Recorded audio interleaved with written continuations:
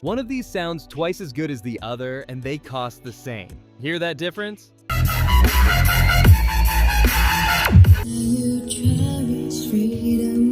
That's what $200 buys you two completely different ways. You just dropped $1,000 on a gorgeous new TV, but the sound is thin. Disappointing. You know you need an upgrade, but one look at high-end audio prices makes your wallet want to crawl into a hole and hide. So here's your choice. Do you grab a sleek soundbar, or is there another path that could give you way better sound for the same money? Today, I'm putting a $200 soundbar head-to-head with a vintage stereo system I pieced together from thrift stores for roughly the same price. This isn't just about which sounds better. It's about value, setup, and long-term happiness for someone who loves movies and music, but also loves saving money. Let's do it. Section 1, the contenders. Meet the setups. First, let me show you exactly what we're comparing. Representing modern convenience is a popular $200 soundbar with a wireless subwoofer. The whole appeal here is simplicity. One device that creates a wide field of sound and disappears into your entertainment center. Installation is a dream. Plug it into the wall, connect one HDMI cable to your TV's ARC port, and you're done. Your TV remote will probably control the volume automatically. Want to stream music? Bluetooth pair with your phone in 5 seconds. The promise: great sound with zero effort. Now for the challenger, the system that screams, "They don't make them like they used to." The heart of this setup is a vintage stereo receiver. After hunting thrift stores and Facebook Marketplace for about 2 weeks, I found a solid 90s receiver for $50. It's one of those pre-HDMI units built with big transformers and over-engineered power supplies designed for clean power and long life. Next, the speakers. This is where the treasure hunt really begins. I scored a pair of bookshelf speakers from a real audio brand for $60 at a local thrift store.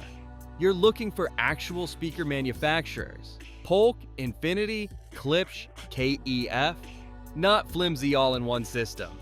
These have solid wood cabinets and drivers noticeably bigger than anything inside a slim soundbar. Finally, I grabbed speaker wire and an RCA cable for about $15.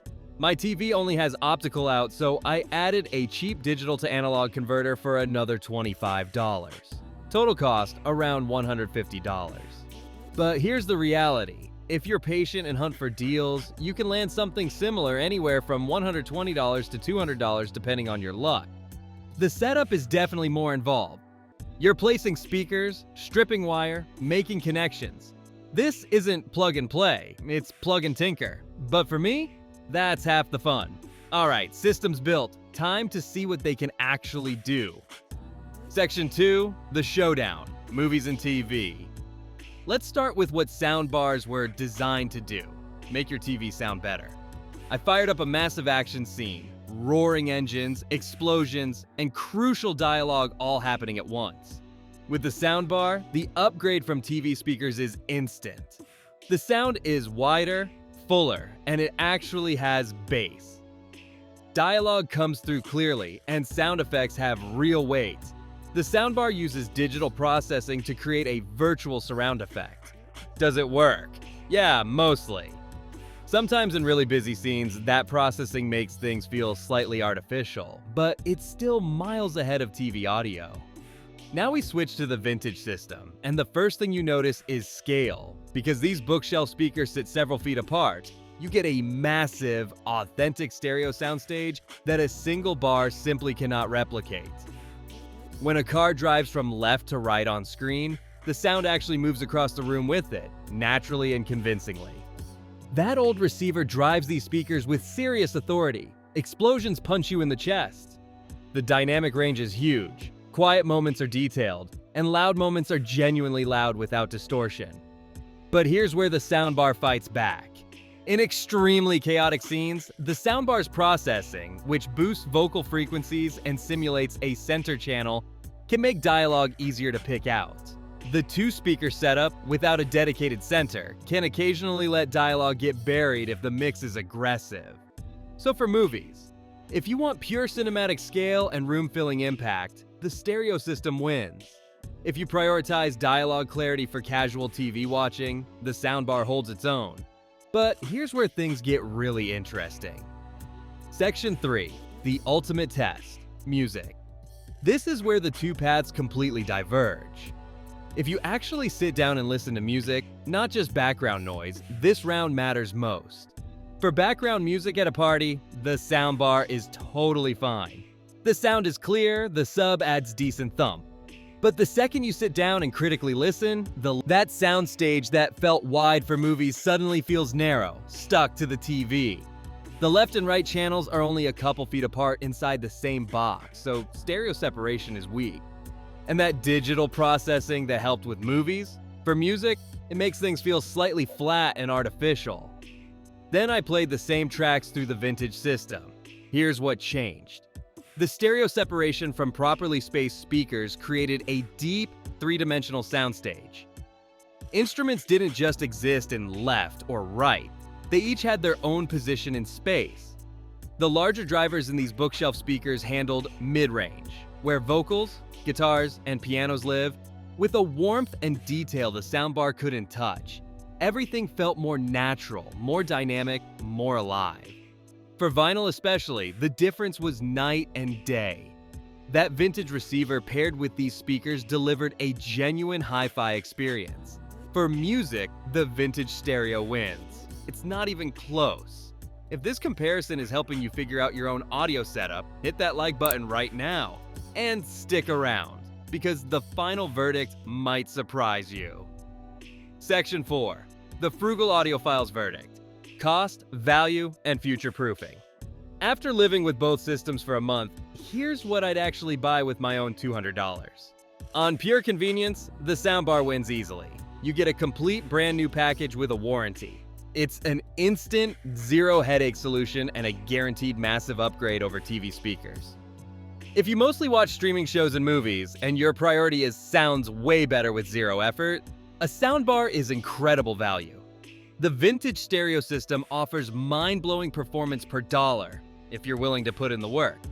For similar money, you can build a system that sounds drastically better for music and delivers a more epic experience for movies. The trade-off is clear. You have to hunt for gear, test it, and set it all up yourself.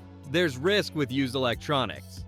Older receivers might need maintenance, cleaning scratchy knobs, or, in rare cases, replacing capacitors. But many units from the 90s and early 2000s are still running strong. Here's where the frugal angle really kicks in. Upgrade paths. A soundbar is a closed box. It is what it is.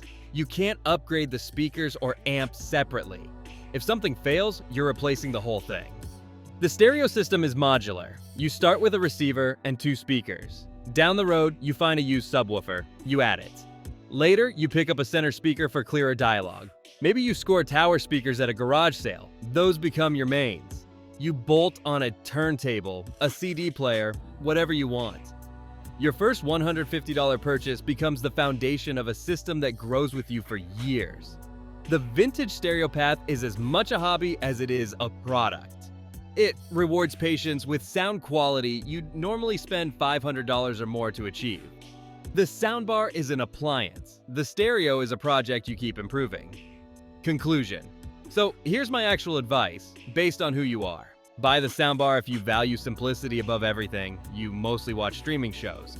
The idea of shopping thrift stores sounds exhausting. You want a guaranteed upgrade with zero risk, or you live in a small space where speaker placement is tough.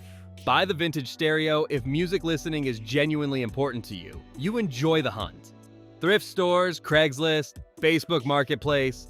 You're comfortable with basic setup. You want a system that can grow over time, and you have space to properly position speakers. If the word audiophile describes you at all, even frugal audiophile, sound quality jumps to the top of the list.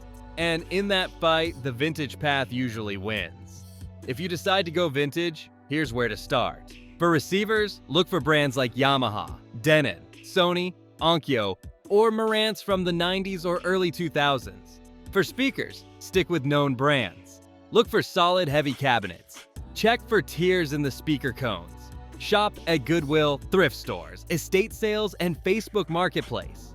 The real magic of the vintage path is that it puts you in control. It lets you build something uniquely yours and change it over time. It rewards a bit of effort with performance that massively outpaces what you paid. So, for the true frugal audiophile, someone willing to trade convenience for performance, the answer is clear. Start digging through those thrift store bins.